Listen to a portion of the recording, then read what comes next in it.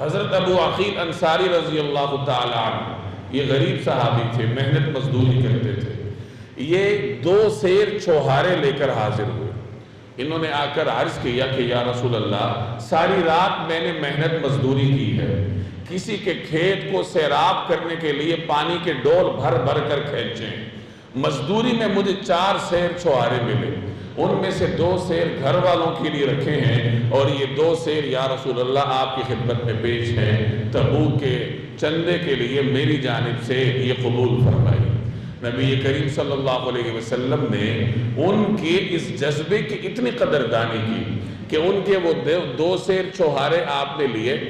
اور جتنا مال جمع ہوا تھا، جن میں بڑا بڑا قیمتی مال تھا، جیسے میں نے عرض کیا حضرت عثمان نے، عبد الرحمن بن عوف نے اور مالدار صحابہ کرام نے بہت قیمتی ہدایہ پیش کی،